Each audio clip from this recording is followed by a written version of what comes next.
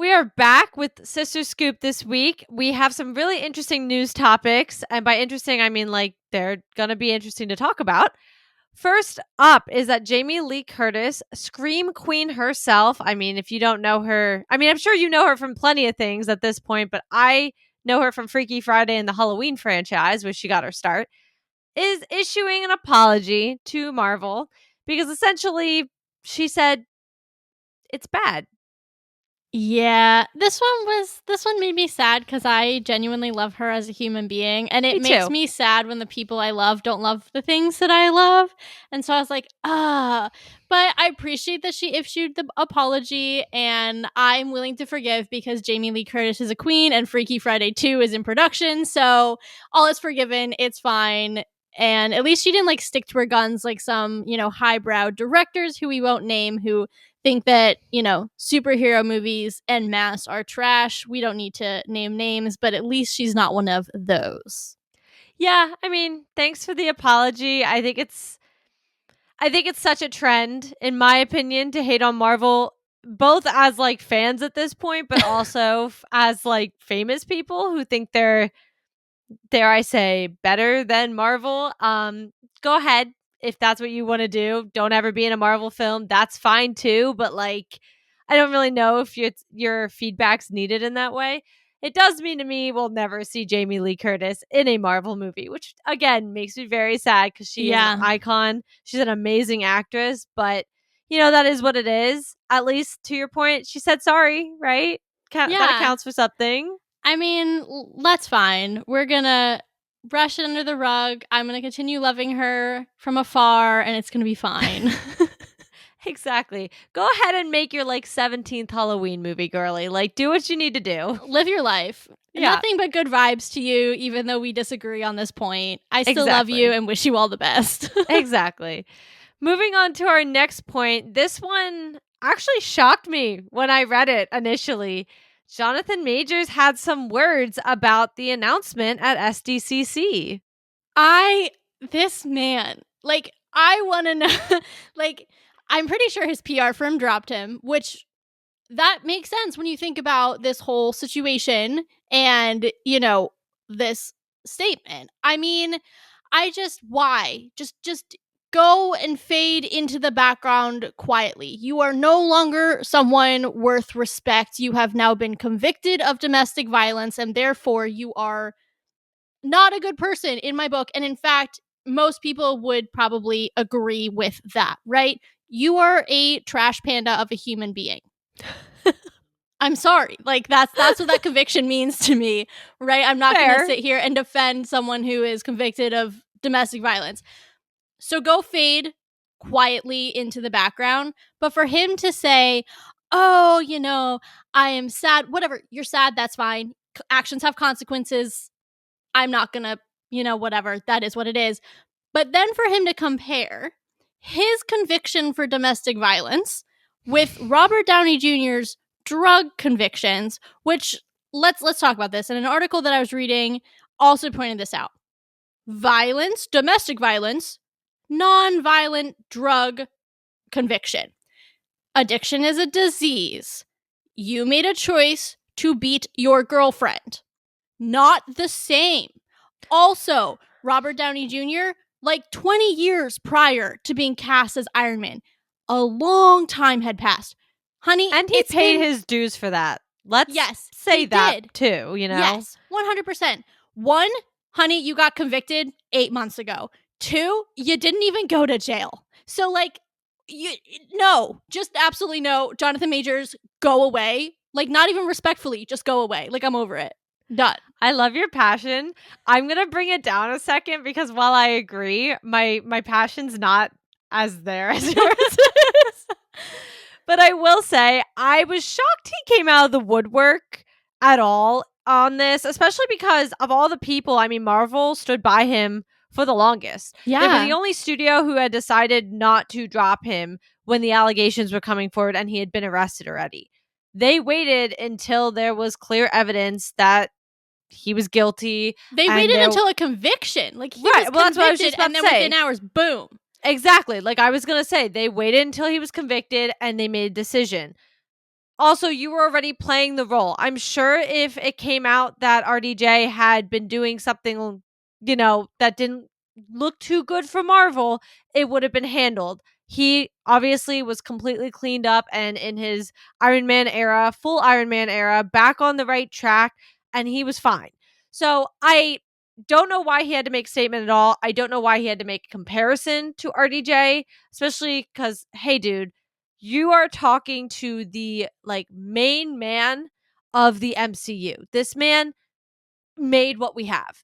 And that movie could have flopped and we could have never heard of RDJ again, but it didn't. And so maybe we don't do that. Also, yes, there are mixed reactions to the whole RDJ coming back as Doctor Doom, but I think as a whole, nobody was really complaining that Kang was replaced. Yeah. It was more of that people weren't sure how they felt about RDJ being Doom. A lot of people were like, cool, I'm totally down with Doom taking this over. We didn't really love how Kang was going anyway. I feel like that's the majority of what I've been seeing. So I'm like, hey, man, maybe just don't. Yeah. I mean, he could have easily been, recast too. So there's that. It's like, why are you attacking, the fact that they went for Doom and RDJ? They could have just as easily finished out the Kang storyline with a different guy. Would you have then come at that guy who replaced you It and been seems like, like it. why? Yeah. Like, that's so dumb. It's so immature. And it also just goes to show he is not taking accountability for his own actions. Again, actions have consequences, my dude. You committed an act of domestic violence and now you're complaining because you lost your job and got replaced. I have no words. It's entitlement and it's dumb. It was just shocking he said anything at all. When I saw that he had, I was like, whoa.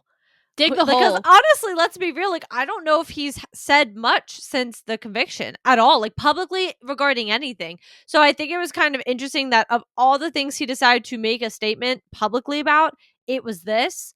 Not what I expected, but choices have been made. Otherwise, moving on to our last topic, which is a little more exciting and a little bit less in the trenches about things, we have some news on the Marvel slate finally. Yes. So to just summarize, it seems like there are 3 things that are kind of important coming on the slate. No new names. Okay, so No, 3 things. a bunch of TBAs. A non-update update, which is no names, but a July 2026 movie has been taken off the slate. So I have no idea what that was. Nobody has any idea what that was, but it's gone. But the article that I was reading did point out, Bob Iger came out with this is the vision for Marvel moving forward. We're going to do less is more, higher quality. So again, that is really kind of it works with what he was saying basically, and it aligns with that. So that makes sense. Whatever. Fine.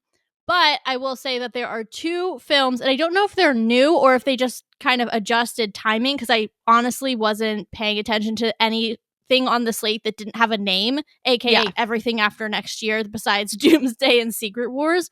But there are films slated for July and November of 2027. And if I'm remembering correctly, I believe Secret Wars is the May release of that year. So it is interesting to me that we're going to go Secret Wars, possibly, resetting, soft rebooting the whole MCU, and then in 2.5 months, potentially having a new film come out. That not a lot of time to sit and ruminate on the newness. So that was surprising to me.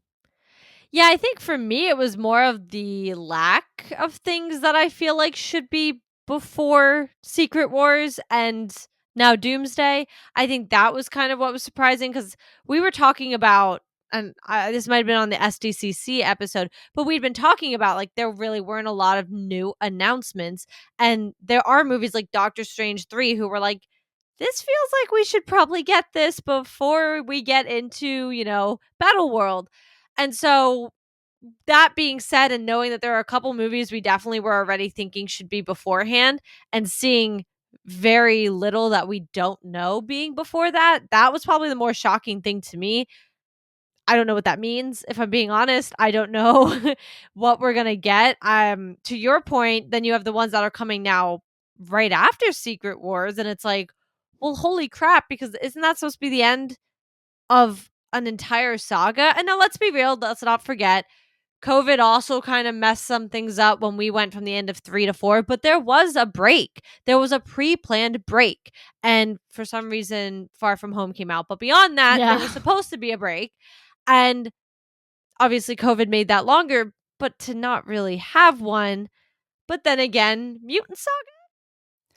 I was just going to say, how much you want to bet that coming up at D23, that July 2027 movie is something to do with the X-Men. It's their first movie, that, because then you don't have to necessarily even tie it to Secret Wars too deeply, because it could just be, oh, maybe they're like tiny introduced in Secret Wars and now you get to explore their entire universe. Right. Like, you don't have to necessarily do the whole go back to where we just were. You could pretty much build a whole new world.